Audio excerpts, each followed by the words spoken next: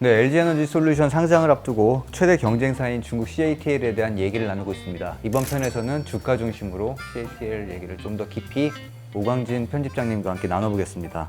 일단 편집장님께서 혹시 CATL 주식 갖고 계시나요? 여기 국내 투자자들은 사실 못 사게 돼 있는데 혹시 뭐 중국에 계실 때 좀 사두셨다던가. 아니 생각도 못했어요. 예, 사실 주식 투자할 생각은 많이 안 했고 지금 그림 보시면 아시겠지만 이 주가가 딱 보시면 아시겠지만은 그냥 2018년에 상장한 이후에 한동안 약간 정체를 보이다가 2020년 그러니까 작년 이후로 그냥 확 그냥 상승하는 게 뭐 엄청나잖아요. 예.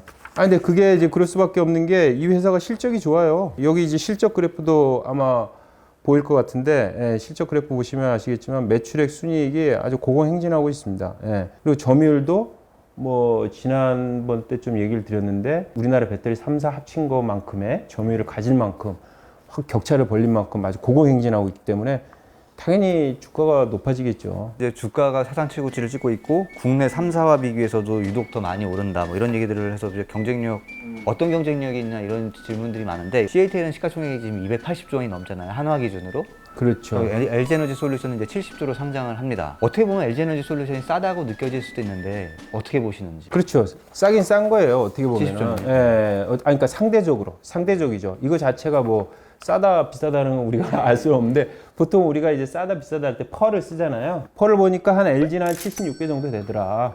근데 얘네들은 74. 그렇죠. 거의 한 2배가 넘죠. 한 CATL은 146배더라. 그러니까 CATL의 주가가 더 높은 거죠. 예, 상대적으로. 그러니까 얘네들 실적이 좋은 건 맞는데 실적 대비 주가가 더 높게 산정돼 있다. 근데 그거를 이렇게 또 볼 수도 있어요. 얘네들의 미래 가치. 원래 주가라는 거는 미래에 대한 기대가 이제 현재 가치로 이렇게 본 거니까 미래에 대한 기대가 클수록 지금 현재보다도 사실 기대, 그게 더 중요한 그 영향 요소거든요. 이제 그런 부분에서 더 높게 평가하는 거죠. 아까 저번에 이 회사가 단순한 이렇게 배터리만 만드는 회사가 아니고 하나의 생태계를 구축하는 회사이기 때문에 생태계는 여러 가지 측면에서 이제 수익성을 뽑아낼 수가 있거든요. 수익원을 여러 군데에서 찾아낼 수가 있으니까 그런 측면에서 또 미래에 대한 기대가 크다. 그리고 다른 플랫폼 기업이 그리는 생태계 같은 거는 확 와닿는데 배터리 중심의 생태계는 뭐 자동차를 만들고 예를 들어 자율주행도 개발을 한다고 하셨죠? 자율주행은 이제 직접 개발하는 건 아니고 자율주행 그렇죠. 자율주행을 개발하는 기업들과 연계를 맺는 거죠. 직접 투자를 해가지고 그런 업체들이 뜨면 자연스럽게 이 회사의 수익성도 좋아지고 그 다음에 협력 관계가 될 수 있잖아요. 좋은 협력 관계. 처음에 그 자원부터 시작해가지고 배터리를 만들면 자원이 필요하잖아요. 리튬도 필요하고 뭐 여러 가지 코발트 이런 거 다 필요하잖아요. 그러니까 아프리카에도 이쪽 친구들이 투자를 했거든요. 호주에도 투자했고 칠레에도 투자했고 그러니까 자원도 많이 투자를 했죠. 자원을 만들어 가지고 그 다음에 배터리를 셀을 이제 만드는데 필요한 그 장비도 세계 1위 업체가 중국 업체라고 저번에 얘기 드렸던 것 같은데 우시 리드라고 그 회사에도 작년에 또 투자를 했죠. 그 다음에 또 모빌리티, 그 다음에 또 자율주행 뭐 이런 식으로 다 연결돼 있기 때문에 무슨 플랫폼을 딱 만들어 가지고 뭐 이렇게 여러 개 엮다 이런 건 아니고 뭐 그런 의미의 플랫폼은 아닌 것 같고요. 예, 하나의 하긴 생태계라는 게 나을 것 같아요.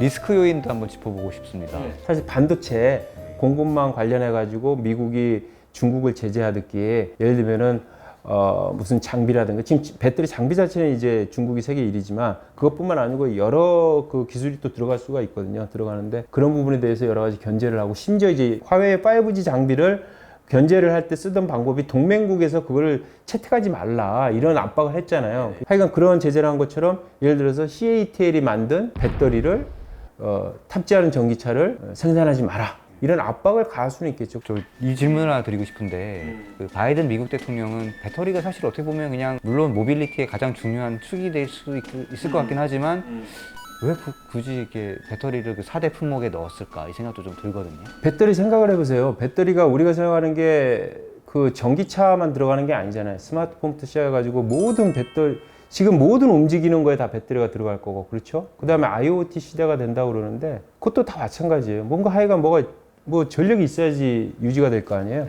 그렇기 때문에 그거를 장악을 하면 뭐 산업의 기반을 또 장악을 하는 거죠. 이건 하나의 인프라거든요. 어제 바이든이 얘기했을 때 그게 4가지 품목이 다 인프라에 해당하는 겁니다. 가장 기본적인 거예요. 바이든 정부가 내세우는 거에 가장 근본적인 이유는 바이든의 워딩을 잘 보시면 아시겠지만은 이런 얘기를 해요.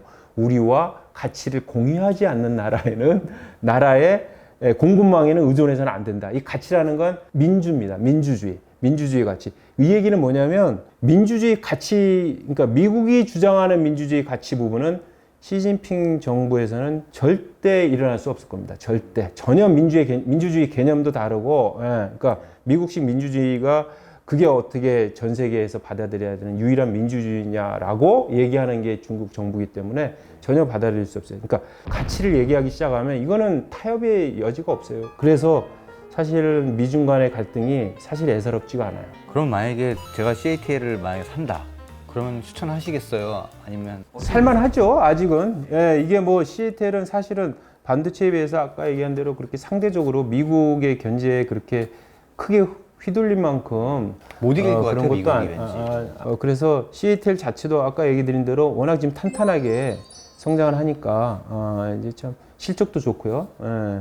근데 투자를 워낙 많이 해가지고 이게 이제 부채도 좀 봐야 되는데 그런 부분도 사실은 지금 부채 위기 벌어지는 것도 어떻게 보면 중국 정부가 약간 억제를 하려는 그런 분야에서 이루어지고 있는 거지 모든 산업에 대해서 부채를 관리하고 하는 건 아니거든요. 자기가 키우려고 하는 기업에 대해서는 어느 정도 용인하고 오히려 더 키우는 거죠. 예, 그러니까 그런 측면에서 봤어도 CATL이 노출되어 있는 리스크는 아직도 그렇게 크지 않다. 그리고 오히려 기회는 더 많다. 그 중국 2위 배터리 업체이자 전기차 1위인 BYD는 좀 어떻게 보세요? BYD도 되게 좋아요. 주가도 좋고 뭐 엄청납니다. 16일 기준으로 된 걸 한번 들어가 봤어요. 그 선전 증시에 증권거래소 그 사이트에 들어가 보면은 선전 증시에 상장돼 있는 모든 회사의 이제 시가총액 순위가 나오는데 저 CATL이 1위입니다. 그리고 2위가 우량이라는 그 백주 술업체예요. 작년 말에는 이제 우량이가 1위였는데 역전이 됐죠. 그리고 3위가 바로 BYD예요. 근데 3위가 작년 말에는 몇 위였냐 봤더니 12위였어요. 12위에서 확 치고 올라온 거죠. 시총이 보니까 늘어난 게 한 2배는 아닌데 그래도 꽤 늘어났어요. 거의 2배 가까이. 뭐 꽤 많이 늘어났어요. 그래서 사실 BYD도 좋아요.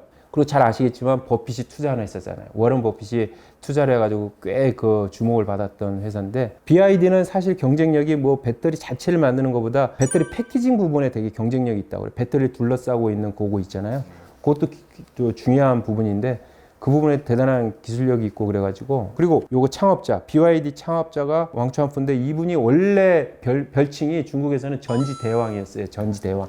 그러니까 배터리 대왕이었는데 BYD 자체도 워낙 기술도 있고 경쟁력도 있고 BYD는 또 전기차도 만들어요. 실제로 이미 원래는 조그만 스마트폰이나 이런 배터리 같은 거 만들던 업체였는데 이게 자동차 회사로 진출했고 그 다음에 전기차도 하고 이제 전기차 배터리를 아주 세게 강화해가지고 분사까지 하는 이런 단계고 또 선전에 본사가 있잖아요. 근데 선전에 본사인데 선전시에 아주 전폭적인 지원을 받아가지고 선전이 상당히 빠른 시간 내에 전기차를 보급을 했는데 거의 뭐 다 이 회사가 만든 전기차를 쓸 만큼 그래서 그런 어떤 정책 수혜도 많이 있고 다른 기업들도 좀 소개해 주세요. 뭐 주목할 만한 중국 전기차 기업. 그러니까 우시리드라는 회사 배터리 장비 1위 업체 세계 1위 업체입니다. 중국 1위가 아니고 중국의 전기차 스타트업으로 있다가 증시에 상장을 한 회사가 있는데 니오라는 회사가 있고 샤오펑이라는 회사가 있고 또 리오토라고 있다고 그래요. 이 세 회사가 보통 3인방 이런 얘기를 많이 하는데 이 회사뿐만 아니고